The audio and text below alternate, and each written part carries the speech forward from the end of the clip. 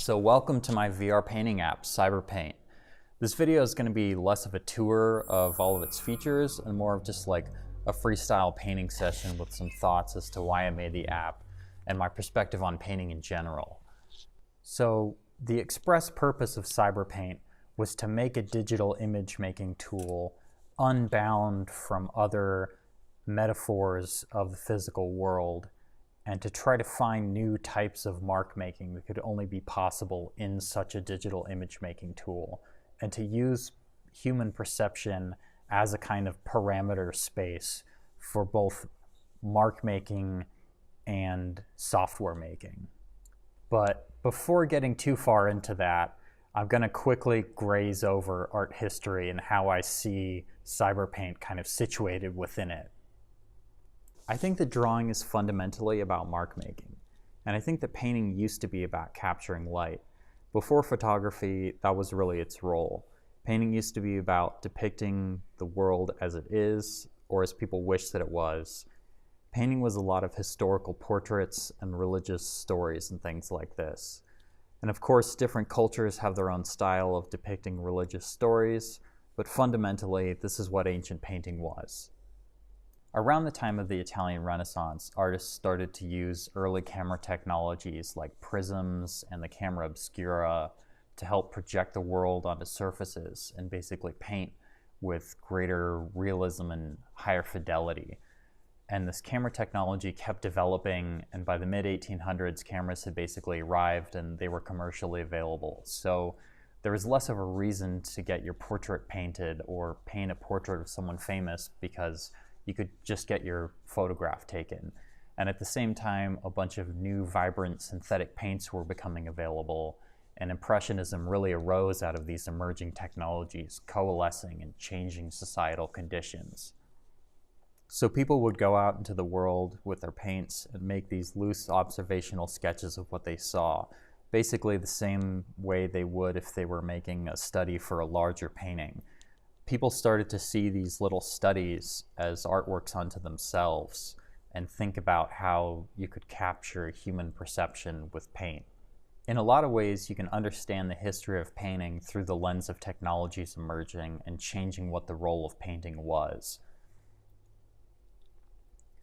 A lot of post-World War I and World War II painting deals with the atrocities of war and the quickening pace of modern life. Painters were responding to the industrialization of society, both in terms of subject matter and the techniques they were applying the paint with. And a lot of artists were really searching for what the purpose of painting was. You could say that abstract expressionism was basically painters trying to make paintings about paint itself. And a lot of minimalist art in the mid-1900s felt like this too. You had single-colored paintings where the subject matter of the painting starts to become more like your perception itself and less about what you're seeing. And then you had artists like Warhol, who were somewhere between a graphic designer and a painter, and he was really embracing this mechanical reproduction of images that was available at the time, and just silk screening the same image hundreds of times. And he was also starting to make early digital paintings in the 80s.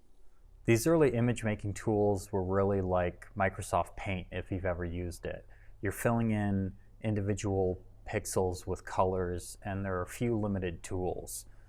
So eventually companies like Adobe started developing tools like Photoshop, which are really these kinds of simulations of darkroom photography editing brought into the digital, and using things that photo editors might be familiar with from the analog as metaphors for what you could do digitally on a computer.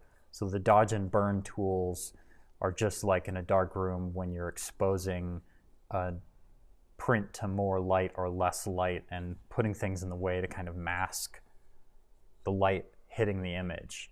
There's a whole group of other software out there that's trying to simulate paint, like Corel Painter or Art Rage, where they're trying to simulate paint drying and wet paint mixing with dry paint and spreading across a surface.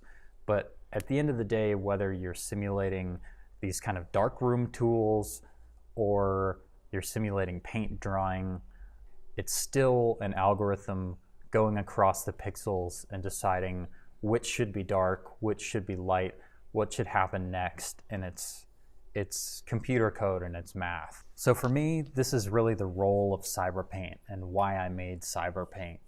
Rather than relying on these metaphors of the physical world combining with these purely digital image processing effects, I am embracing the fact that you're painting in a software with software, and the materials you're using are algorithms themselves. So some of my materials are vaguely paint-like to give you some kind of anchor point to ground yourself and enter into the software. But many materials are unlike any digital image making software, image processing algorithm, or traditional material. They're entirely of the digital for the digital, and there are a lot of effects that actually only work in virtual reality. So there's a color rivalry mode where you can actually paint with a different color per eye, and without having some kind of binocular vision apparatus like a VR headset, you can't see this effect. Essentially, one eye is shown green and the other eye is shown orange, and if the colors are similar enough, your brain fuses them together and it becomes this kind of impossible vibrating new kind of color, which could only be possible in this software. So it's a sort of painting software about painting software, but more than that, it's a digital image making tool for trying to find new types of mark making that could only be possible with a digital image making tool. So one thing that was important to me while making Cyberpaint was exposing as many sensors in the controller to the user as I could, and allowing them to change as many different types of attributes of the mark as possible. So let's say the brush size can be changed by two different axes of where you're touching the controller, the roll, the pitch, and the yaw of the controller, fading it over time, or how quickly you're moving the controller. All of those different things can impact the size of the mark that you're making. But all of those different modifiers can also change the opacity of the mark, the hue, the saturation, the value, how far apart the marks are spaced. And so really quickly you could see that this is a massive parameter space of marks that could be made. And in one fluid motion, you could change the hue of a mark and the saturation and have it get darker, and lay down a single brush mark that went from dark orange to bright purple and got smaller and rotated as that mark laid down, something that really couldn't be possible with other software. So this forms the foundation of Cyberpaint. This is really Cyberpaint 1.0, and I plan on expanding its tools and capabilities to explore what could be possible with an image making tool. I want to step outside of the types of marks and tools that have been available to artists in the past, and to make new kinds of paintings that haven't been possible before, with new kinds of marks that haven't been available until now.